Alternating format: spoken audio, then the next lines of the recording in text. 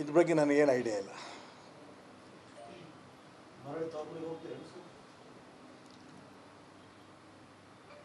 ತವ್ರ ಮನೆ ಹೋಗಿದಾರಂತ ಹೆಣ್ಣು ಯಾರಾದರೂ ಇದ್ದಾಳ? ತವ್ರ ಮನೆ ಸ್ವಲ್ಪ ಕೆಟ್ಟಿದೆ, ಸರಿ ಆಗಬೇಕು ಅನ್ನೋದನ್ನು, ಆ ತವ್ರ ಮನೆಗೆ ಹೋಗಬೇಕು ಅನ್ನೋಂಥ ಅಪೇಕ್ಷೆ ಪಟ್ಟಿರಂಥ ಆ ಗೃಹಿಣಿಯ ಅಪೇಕ್ಷೆ. ಸ್ವಲ್ಪ ಅಣ್ಣ ತಮ್ಮ ಸರಿಯಾಗಿ ನಡ್ಕೋತಾ ಇಲ್ಲ, ಸರಿಯಾಗಿ ನಡ್ಕೋಬೇಕು ಅನ್ನೋದನ್ನು ತಾಯಿ ತಂದೆಗಳು ಗಮನಿಸಬೇಕು ಅನ್ನೋಂಥ ಅಪೇಕ್ಷೆ ಆ ಹೆಣ್ಮಗಳದು. ಆ ದಿಕ್ಕಲ್ಲಿ ನೋಡೋಣ ಏನೇನಾಗುತ್ತೆ. ನನಗೆ ಗೊತ್ತಿಲ್ಲ ಅಂತ ಅದಕ್ಕೆ ಕೇಳ್ತೀನಲ್ಲ. ಅವ್ರು ಕೇಳಿದ ಪ್ರಶ್ನೆ ಬೇರೆ, ನೀವು ಕೇಳ್ತಾ ಇರೋಂಥ ಪ್ರಶ್ನೆ ಬೇರೆ. ನೋಡ್ರಿ, ನಾನು ಅದಕ್ಕೆ ಹೇಳ್ತೀನಿ, ಈ ಘಟನೆಗೆ ಹೇಳ್ತಿಲ್ಲ ನಾನು. ಭಾರತೀಯ ಜನತಾ ಪಾರ್ಟಿ ಇವತ್ತು ನಿನ್ನೆ 5 ವರ್ಷ 10 ವರ್ಷದಲ್ಲಿ ಯಾರೋ 4 ಜನ ಕಟ್ಟಿದ ಪಕ್ಷ ಅಲ್ಲ. ಲಕ್ಷಾಂತರ ಜನ ರಕ್ತವನ್ನು ಬೆವರು ರೂಪದಲ್ಲಿ ಸುರಿಸಿ ತಪಸ್ ಮಾಡಿ ಕಟ್ಟಿರೋಂಥ ಪಾರ್ಟಿ. ಏನೂ ಇಲ್ಲ, ಒಂದು ಗ್ರಾಮ ಪಂಚಾಯತಿ ಸದಸ್ಯ ಗೆಲ್ಲೋದು ಕಷ್ಟ ಆಗ್ತಾ ಇರೋಂಥ ಸಂದರ್ಭದಲ್ಲಿ ಅನೇಕ ರಾಜ್ಯಗಳಿಗೆ ಪಕ್ಷ ಅಧಿಕಾರದಲ್ಲಿ ಬಂದಿದೆ. ಈ ದೇಶದ ಪ್ರಧಾನಮಂತ್ರಿ ಅಧಿಕಾರಕ್ಕೆ ಬಂದಿದ್ದಾರೆ ಸ್ವಯಂ ಸೇವಕರು. ಇದಕ್ಕೆ ಕಾರಣ ಲಕ್ಷ ಜನರ ತಪಸ್ ಕಾರಣ. ಈ ತಪಸ್ಸಿನಿಂದ ಅಲ್ಲೊಬ್ಬರು ಇಲ್ಲೊಬ್ರು 4 ಜನ ಮಾಡ್ತಾ ಇರೋಂಥ ಅನ್ಯಾಯನ, ಆ ತಪಸ್ಸಿಗೆ ಬೆಲೆ ಇದ್ದೇ ಇದೆ. ಈ ಸರಿ ಹೋಗೇ ಹೋಗುತ್ತೆ, ಇದರಲ್ಲಿ ನನ್ನ ಮನ ಬೇಡ. ಅವರು ನೋಡೋಣ, ಅದಕ್ಕೆ ನಾನು ಹೇಳ್ತೀನಲ್ಲ, ಕಾಲ ಕೂಡಿ ಬಂದಾಗ ಸರಿ ಇದೆಯೋ ಸರಿ ಇಲ್ವೋ ಗೊತ್ತಾಗುತ್ತೆ. ನಾನು ಇಲ್ಲ ಅಂದಿಲ್ರಿ, ಅವ್ರು ಕರಿಬೇಕು ಇವ್ರು ಕರಿಬೇಕು, ಮದುವೆ ಮುಂಜಿಗೆ ಅಣ್ಣ ಕರೆದಿಲ್ಲ ಅಂತ ಸಿಟ್ಟಿರುತ್ತೆ. ನಾನು ನಂಗೆ 4 ಹೆಣ್ಮಕ್ಳು, ಯಾವ ಸಂದರ್ಭದಲ್ಲೂ ಕೊಟ್ಟೆಣ್ಣು ಹೊರಗಡೆ ಅಂತ ನಾನು ಒಪ್ಪಕ್ಕೆ ತಯಾರಿಲ್ಲ. ಆ ಹೆಣ್ಮಕ್ಳನ್ನೇ ಮನೆಯ ಗೃಹಲಕ್ಷ್ಮಿಗಳು ಅನ್ಕೋಬೇಕು. ಅವ್ರ ನನ್ನ ಮಗ ಇಲ್ಲೇ ಕೂತಾನೆ, ಹಾಗೇ ನಡ್ಕೋತೀನಿ ನನ್ನ ಮಗನೂ ಕೂಡ. 4 ಹೆಣ್ಮಕ್ಳು ಕಟ್ಟು ಹೊರ ಕಳಿಸಿ ಅಂತಂತೆಲ್ಲ ಸ್ವಂತ ನಮ್ಮ ಅಕ್ಕ ತಂಗಿಯರು, ಅವ್ರು ನಮ್ಮ ಮನೆ ಆಸ್ತಿ ಅಂತ ನನ್ನ ಮಗನೂ ಅಂದ್ಕೊಂಡಿದ್ದಾನೆ. ಇಡೀ ಹಿಂದೂ ಸಮಾಜ ಹಾಗೆ ಅಂದ್ಕೊಂಡಿದೆ. ಏನು ನಮ್ಮಂಗೆ ಅವ್ರಿಗೆ ಇವತ್ತಿಲ್ಲ ನಾಳೆ ಬುದ್ಧಿ ಬರುತ್ತೆ. ಅವ್ರು ತಿಳ್ಕೊಂಡಿಲ್ಲ ಅಂತ ನೀವು ಅಂದ್ಕೊಂಡಿದ್ರಲ್ಲ, ಬುದ್ಧಿ ಬಂದೇ ಬರುತ್ತೆ. ಬುದ್ಧಿ ಕಲಿಸ್ತಾರೆ ಜನ. ಯಾಕೆಂತಂದರೆ ಈಗ ಶಿವಮೊಗ್ಗ ಜಿಲ್ಲೆ ಒಂದೇ ಉದಾಹರಣೆ, ಪೂರ್ಣ ನಾನು ಇಡೀ ರಾಜ್ಯಕ್ಕೆ ದೇಶಕ್ಕೆ ಹೋಗಲ್ಲ. ರಾಜ್ಯಕ್ಕೆ ಹೋಗಿದ್ರೆ 108 ತನಕ ನಾವು ಗೆದ್ದಿದ್ವಿ, 66ಕ್ಕೆ ಬಂದ್ವಿ. 25 ಸ್ಥಾನ MP ಗೆದ್ದಿದ್ವಿ, 9 ಸೀಟ್ ಕಳ್ಕೊಂಡ್ವಿ. 4 MLCನಲ್ಲಿ 3 MLC ಕಳ್ಕೊಂಡ್ವಿ. ಶಿವಮೊಗ್ಗ ಜಿಲ್ಲೆನಲ್ಲೇ KMF ನಿರ್ನಾಮ ನಮ್ಮ ಕೈಲಿತ್ತು, DCC ಬ್ಯಾಂಕ್ ನಮ್ಮ ಕೈಲಿತ್ತು ನಿರ್ನಾಮ, ಶಿಕಾರಿಪುರದಲ್ಲೇ ಶಿರಾಳಕೊಪ್ಪ ನಿರ್ನಾಮ. ಬುದ್ಧಿ ಬರಬೇಕು ಅಂತಿದ್ದು ಇನ್ಯಾವ ರೂಪದಲ್ಲಿ ಬರಬೇಕು? ನಾನು ಅದಕ್ಕೋಸ್ಕರ ಬುದ್ಧಿ ಬರುತ್ತೆ, ಬುದ್ಧಿ ಬರಲ್ಲ ಅಂತ ನಾನು ಹೇಳಿಲ್ಲ. ಬುದ್ಧಿ ಕಲಿಸೋದಕ್ಕೆ ಮೇಲೆ ಅನೇಕ ಪ್ರಯತ್ನ ನಡೆಸ್ತಾ ಇದ್ದಾರೆ. ನಾನು ಆರಂಭ ಮಾಡಿದ್ದೆ, ಈಗ ಯತ್ನಾಳು ಅವ್ರ ಸ್ನೇಹಿತರೆಲ್ಲ ಮುಂದುವರಿಸಿದ್ದಾರೆ. ನೋಡೋಣ ಇದೆಲ್ಲ ಎಲ್ಲೆಲ್ಲಿ ಹೋಗುತ್ತೆ ಅಂತ. ನಾನು ಒಂದೇ ಮಾತು ಹೇಳಕ್ಕೆ, ಆಡಳಿತ ಪಕ್ಷ ಪೂರ್ಣ ವಿಫಲ ಆಗಿರ್ಬೇಕಾದ್ರೆ ವಿರೋಧ ಪಕ್ಷ ಯಾಕೆ ಮಾತಾಡ್ತೀರಿ? ನೋ ಮೊದಲನೇ ಜವಾಬ್ದಾರಿ ಯಾರ್ದು? ಒಪ್ಕೋಬೇಕು. ಅವ್ರು ಇನ್ನೂ ಒಪ್ಕೋತಾ ಇಲ್ಲಲ್ಲ.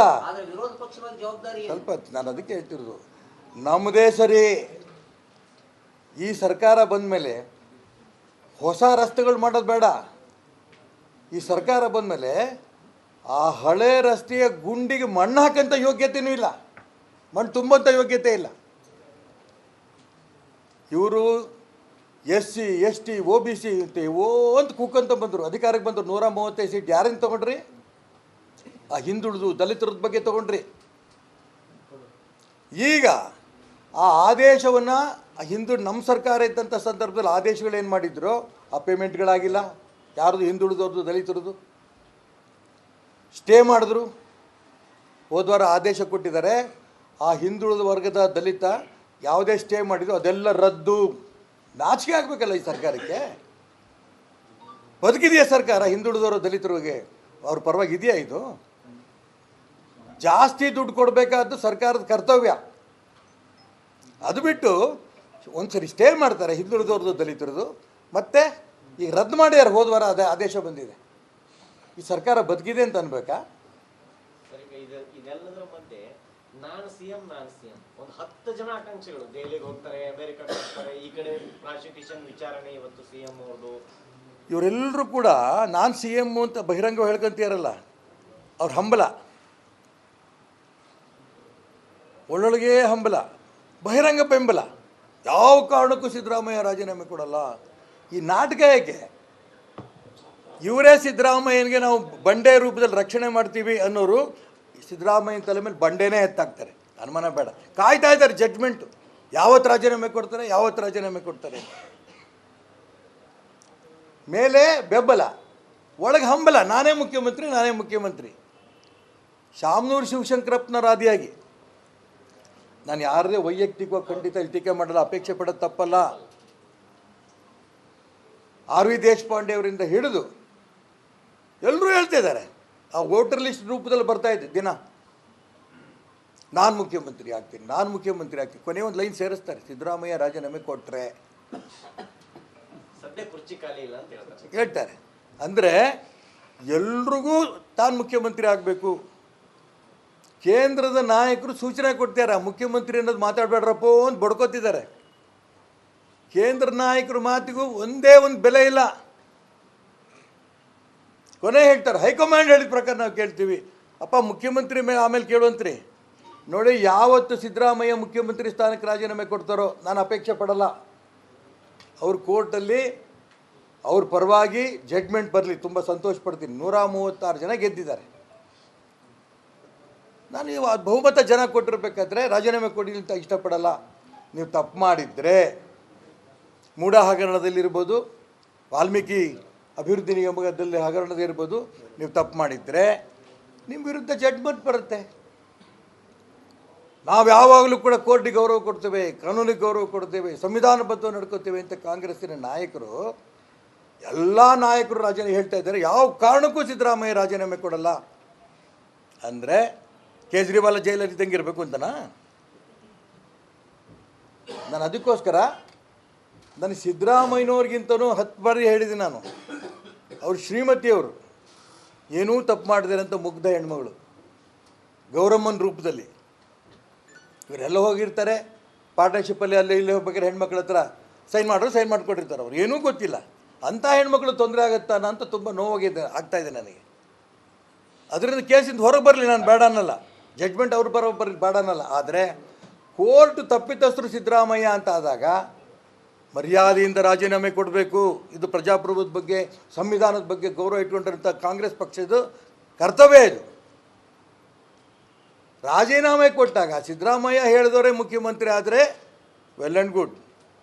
ಇಲ್ಲ ಅಂದರೆ ಇಡೀ ಕರ್ನಾಟಕ ರಾಜ್ಯದಲ್ಲಿ ಚುನಾವಣೆ ಬಿಟ್ಟು ಬೇರೆ ದಾರಿ ಇಲ್ಲ. ಈ ಕಾಂಗ್ರೆಸ್ ಸರ್ಕಾರ ಹೋಗುತ್ತೆ.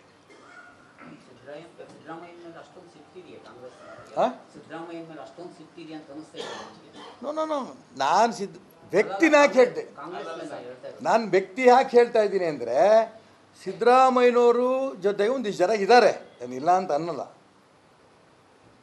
ಅವ್ರಿಗೆ ಬೇಕಾದಂಥ ಮುಖ್ಯಮಂತ್ರಿ ಆದರೆ ಉಳಿದವ್ರು ಏನು ಮಾಡ್ತಾರೆ? ಬೇಡದಿದ್ದವರು ಡಿ ಕೆ ಶಿವಕುಮಾರ್ ಉದ್ದು ಪಟ್ಟಿ ಇದೆಯಲ್ಲ, ಅವ್ರು ಹೇಳಿದರೆ ಮುಖ್ಯಮಂತ್ರಿ ಆಗಬೇಕು ಅಂತ ಅವ್ರು ಅಪೇಕ್ಷೆ ಪಟ್ಟರೆ ಅದ್ಯಾಕೆ ಆಗಬೇಕು? ನಿನ್ನ ಮುಗೀತು, ನಾವು ಹೇಳಿದವ್ರು ಆಗ್ತೀವಿ, ನಡೆಯುತ್ತೆ. ಕಾಂಗ್ರೆಸ್ ಪಕ್ಷದಲ್ಲಿ ಸಂಘರ್ಷ ನಡೀಲಿ. ಆದರೆ ನನ್ನ ವೈಯಕ್ತಿಕ ಅನುಭವ, ಇನ್ನೊಬ್ಬರಿಗೆ ಸಿದ್ದರಾಮಯ್ಯ ಮುಖ್ಯಮಂತ್ರಿ ಆಗಕ್ಕೆ ಅವಕಾಶ ಕೊಡಲ್ಲ. ತನಗೆ ಬೇಕಾದವರೇ ರಬ್ಬರ್ ಸ್ಟ್ಯಾಂಪ್ ಆದರೆ ಒಪ್ಕೋತಾರೆ. ಅವಾಗೇನು ಸರ್ಕಾರ ಇರುತ್ತೋ ಬಿಡ್ತೋ, ಬೇರೆದೇನು ಮಾಡ್ತಾರೆ ಗೊತ್ತಿಲ್ಲ ನನಗೆ. ಕನ್ನಡ ಮಾಧ್ಯಮ ಲೋಕದಲ್ಲಿ ಒಂದು ಹಿಸ್ಟಾರಿಕ್ ಕಾರ್ಯಕ್ರಮ. ನಾವು ಇಲ್ಲಿ ಬಂದಿದ್ದು ರೈತರ ಧ್ವನಿಯಾಗೋದಿಕ್ಕೆ. ರಿಪಬ್ಲಿಕ್ನ ಕನ್ನಡ ಚಾನೆಲ್ನಲ್ಲಿ ಇದು ಒಂದು ಉತ್ತಮವಾದಂಥ ಕಾರ್ಯಕ್ರಮಗಳಿವೆಲ್ಲ. ಜನನು ಕೂಡ ಬೆಂಗಳೂರು ಕಡೆ ಬರ್ತಾ ಇದ್ದಾರೆ, ಕೆಲಸಕ್ಕೋಸ್ಕರ ಬರ್ತಾ ಇದ್ದಾರೆ. ಡಿ ಕೆ ಶಿವಕುಮಾರ್ ಅವರ ಕನಸಿನ ಕರ್ನಾಟಕ ಹೇಗಿರಬೇಕು? ನಾನು ಜನ ಬೆಂಗಳೂರಿನ ವಲಸೆ ಬರೋದನ್ನ ತಪ್ಪಿಸ್ಬೇಕು. ಸವಾಲನ್ನ ಸ್ವೀಕಾರ ಮಾಡಿದಾಗ ಯಶಸ್ಸನ್ನು ಕಾಣೋದಕ್ಕೆ ಸಾಧ್ಯ. ಧರ್ಮ ಅಂತಂದ್ರೆ ಕೇವಲ ಆಧ್ಯಾತ್ಮಿಕಕ್ಕೆ ಸೀಮಿತವಾದದ್ದಲ್ಲ. ಯಾವ ಸಮಿಟು ಇಲ್ಲ, ನಾನ್ ಸ್ಟಾಪ್ ಲೈವ್ ಮಾಡಿರೋದು.